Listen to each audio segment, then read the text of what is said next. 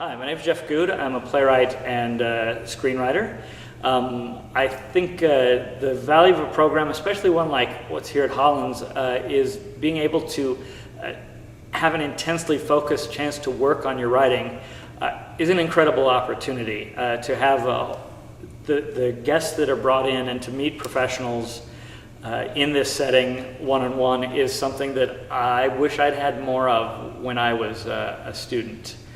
And the intensity of the focus here is impressive. I haven't seen anything like this anywhere else. Yes. When I was a student, we started the original No Shame Theater in Iowa City, Iowa, and I really took that as an opportunity to have my own show every week. The show was 3 minutes long, but it was a chance to write something where no one was going to second guess me and say, oh, let's submit it first and we'll let you know if it's good enough to do. If I thought it was good enough to do, it would definitely be opening tonight at 11 o'clock. And it was an amazing training ground to, week after week, teach me things about comedy and monologues and what's theatrical and what's not theatrical, and a chance to maybe fall on my face now and then, but to use that ever after to go, now I don't need to make that mistake on a big scale.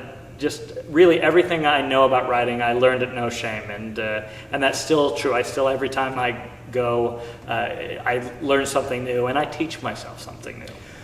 I think the best advice is to just keep writing, write as much as you can, write as many things as you can, because you learn writing from writing. I think people become better writers from writing a number of things than they do from taking one script and tweaking it and rewriting it and punching it up over the course of 20 years. You will have one incredible play at the end of 20 years, but you'll also still be a first-time writer going into your second play. And I think, whatever it is, whether it's a blog or a script or a short monologue, a no shame piece, everything you write teaches you something about yourself as a writer. So you have to keep doing that, because that's your best teacher.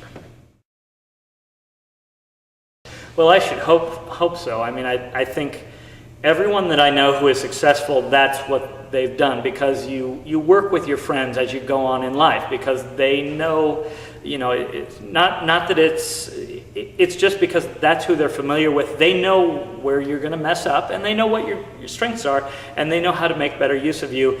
It's hard to work out in the entertainment industry, in all levels of it, if you're going to be a total stranger every single time, because then they have to go, well, your audition seemed great for that 3 minutes.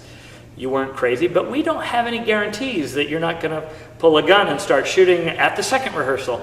But my friend, Jeff from college, I already know what his criminal record is. So that making connections to people who you will work with for the rest of your life, because they know your work from the beginning and have watched it grow, and they know everything you're capable of, those people are always going to provide more opportunities for you than to just go, okay, well, I'm moving to Argentina and I'm going to take my shot.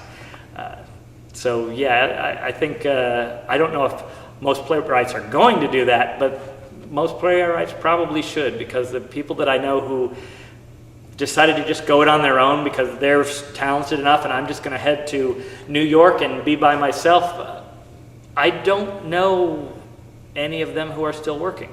And yet the people who I know who said, let's go, open a dinner theater in Maine together, I opened a dinner theater in Maine with 12 friends, and all 12 of them are still working in entertainment professionally, and that's stark compared to the people who didn't think they needed friends.